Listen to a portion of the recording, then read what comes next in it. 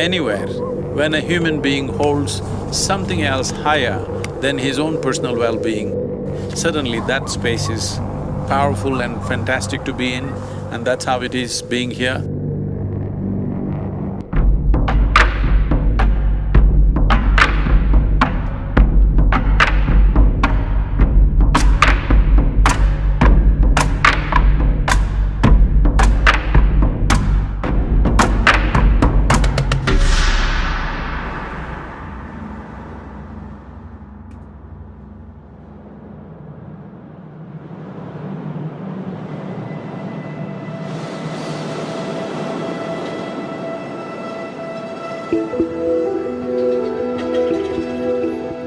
In the making of a nation, preserving the sovereign borders of a nation is the most important thing. Without a well-protected border, there is really no nation. Different dimensions of the country are working in different ways, the industry, the business, the social aspects, the spiritual dimensions, many things are happening. But for all that to happen, you are the basis. If you do not give us a peaceful situation for us to function, none of the other things would function.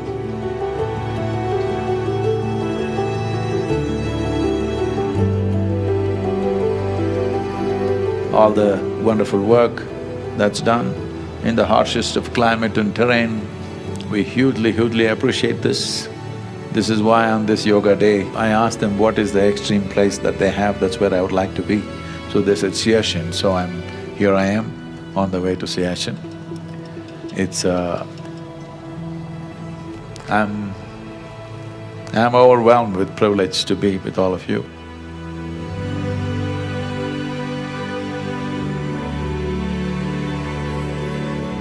If a human being has to function in extreme situations, the most important aspects are balance, clarity, and a limitless sense of exuberance towards what we're doing. Yoga has a certain dimensions which will offer a completely new dimension of strength and balance within a human being. With powerful systems like Angamardana, as we have done for Border Security Force, Indo-Tibetan Border Police and the CRPF, we would like to do that for the Indian Army.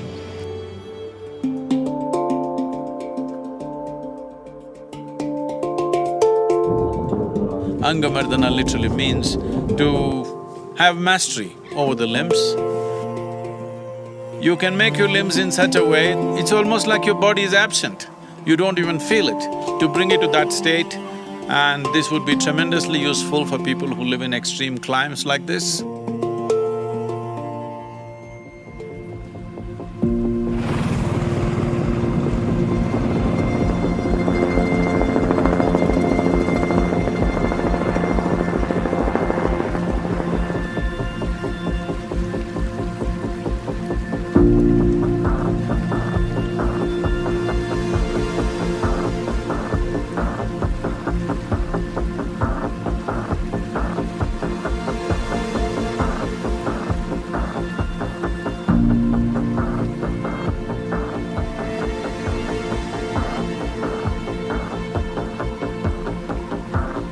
Ladies and gentlemen, we are indeed fortunate and blessed to have amongst us today the mystic, Sadhguru Jaggi Vasudev. Ladies and gentlemen, in conversation with the mystic.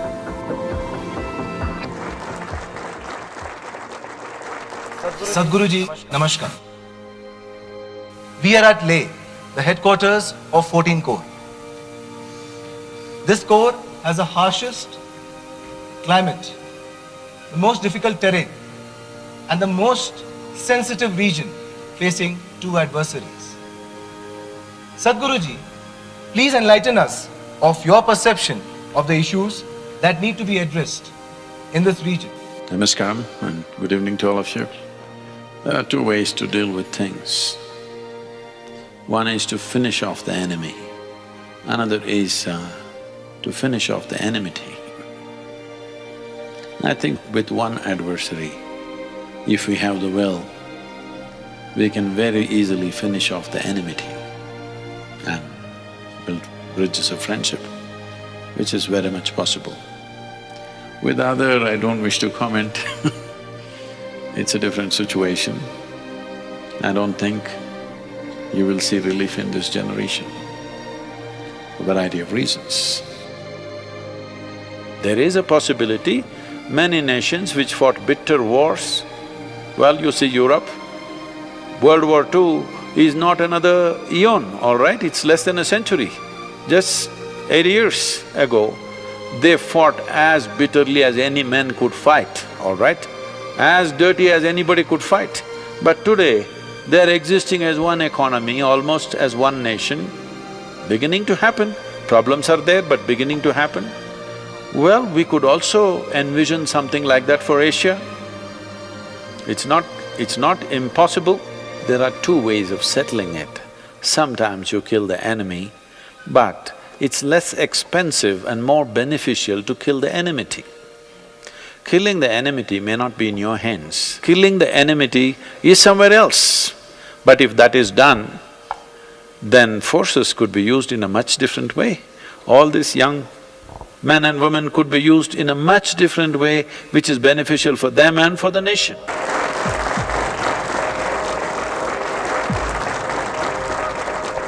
We are all very proud of you, all the Jawans over here. Thank you very much. Thank you for having us. Since we have been in Leh, we've spoken to many groups of officers here and also taught yoga in various groups and battalions. The level of commitment with which the forces operate here, this is an exhilarating and overwhelming experience.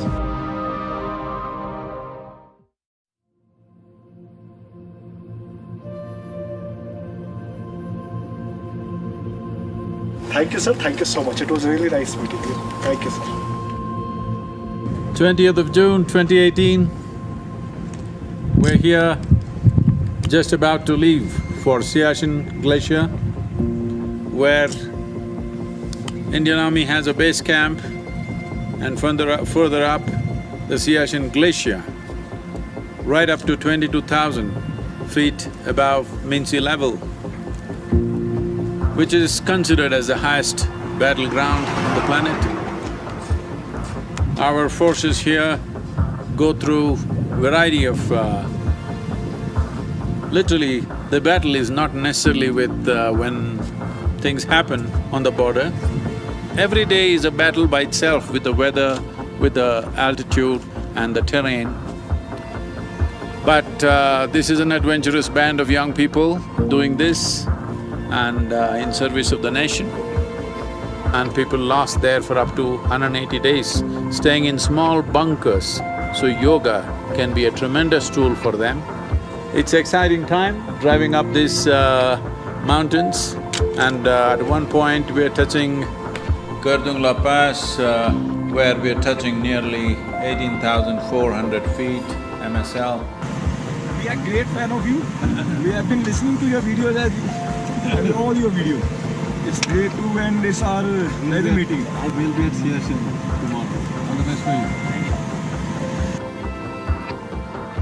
We're heading towards Kardungla Pass, and thanks to the Range Rover, we are able to travel at some speed.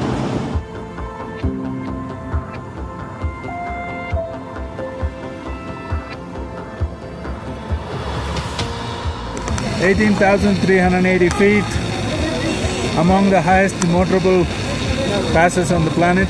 It's our privilege to be with our brave officers.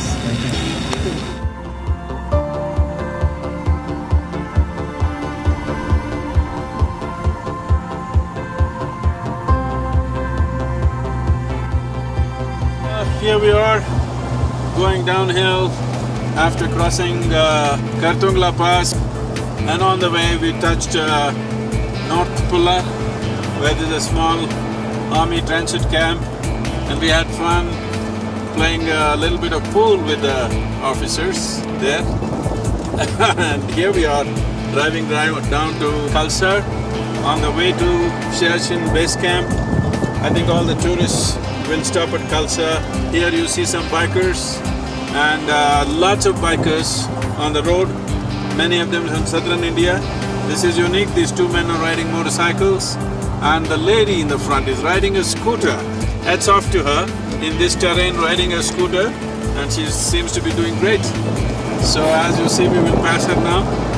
This is just almost like an extension of the Tibetan plateau, and it is, I think, phenomenal terrain. This is a most spectacular part of India. This is something every Indian person should visit. Everybody should see this place. If you have not been to Tibet, this is your taste of Tibet for you. Wow, look at the rock. Crazy. What a valley, huh? Are we driving too fast for you? And tomorrow we are doing the yoga sessions, tomorrow being the International Yoga Day.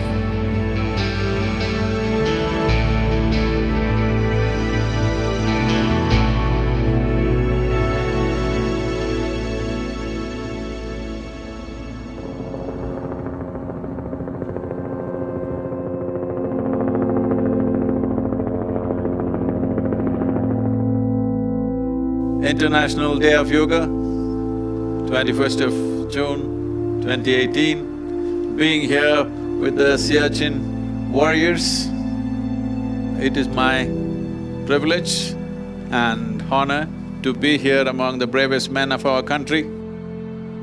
A proud moment for us to be here among you because most of the nation unfortunately does not know what men like you are going through to keep the nation safe and well.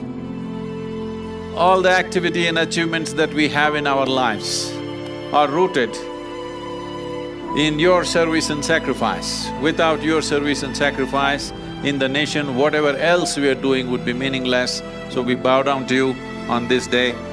ये एक चक्र है, आप इसे 3 बार करेंगे।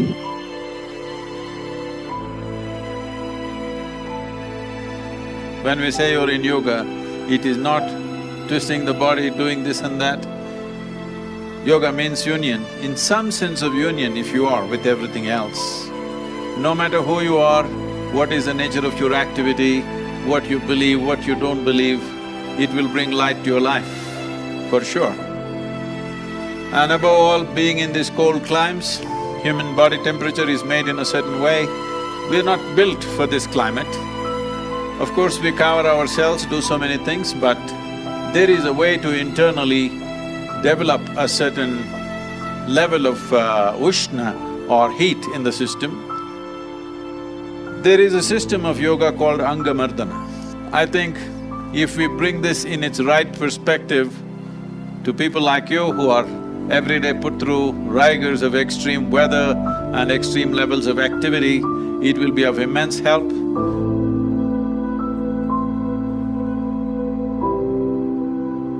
This International Yoga Day, being with you is a great privilege and pleasure. We are deeply, deeply indebted to you to have us here. मैं सबकी तरफ से, पूरे बेस कैंप की तरफ से सदगुरु जी का, योग गुरु हमारे साथ थे, उन सबका धन्यवाद देता हूँ। Thank you so much. As per the Sadhguru Ji Maharaj, what is the similarity between yogi and a Fuji? One thing is, I'm not a Maharaj, no kingdom, all right? And what is the similarity between a yogi and a Fauji? Both stay awake in the night. One is constantly guarding against the external enemies, another is constantly guarding against the internal enemies. And both are committed beyond their life. Whatever they're committed to, their commitment is beyond their comfort, their well-being, their likes and dislikes, even beyond life and death. For both of them, this commitment is important.